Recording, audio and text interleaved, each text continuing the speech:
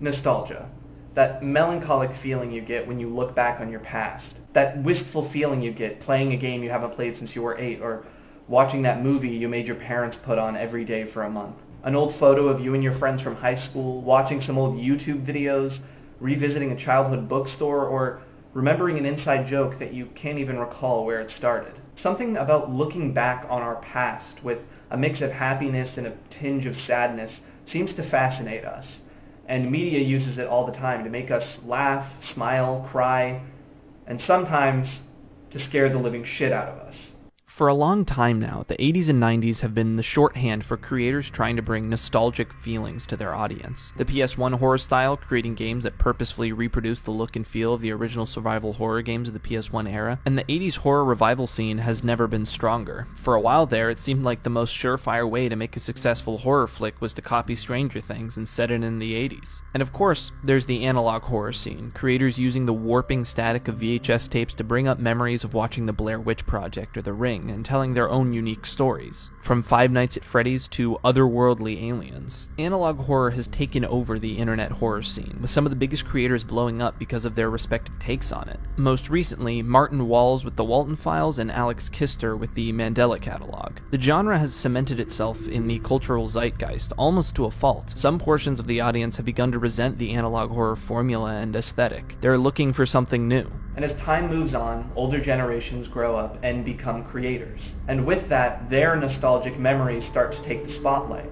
And we're just now starting to see that, with the early 2000s and 2010s becoming an era to replicate. We're past the time of analog tapes. Now we're in the digital age. People's memories are now of 144p videos on YouTube, GeoCities websites, and a new generation of video games.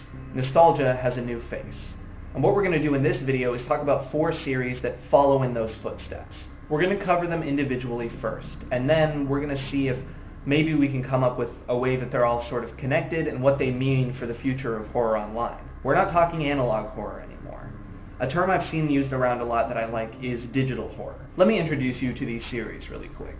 Brandon Works, Old Minecraft Re-Uploads, Gunslinger Pro 2009, and The June Archive.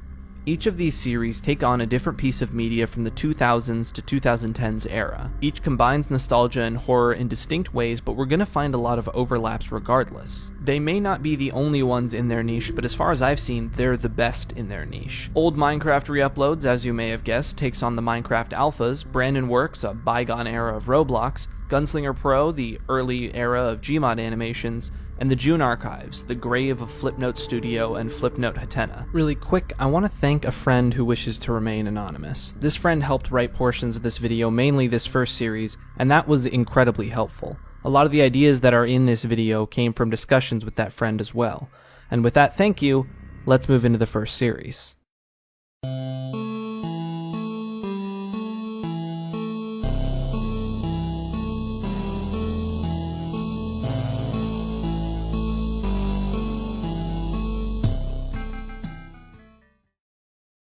Millions of players are building on Roblox.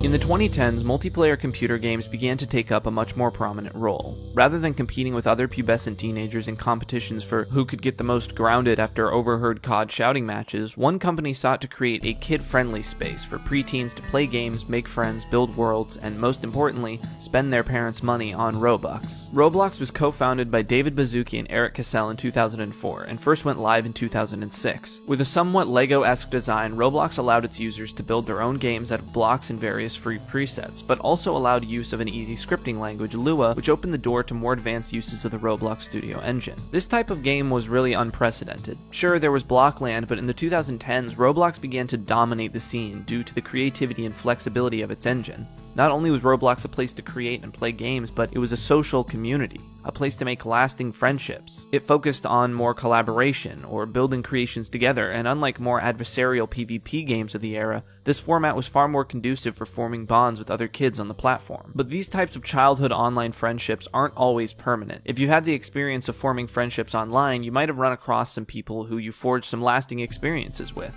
You messaged each other for days, months, or even years, and then one day, they never sign on again. Your last message is left unread.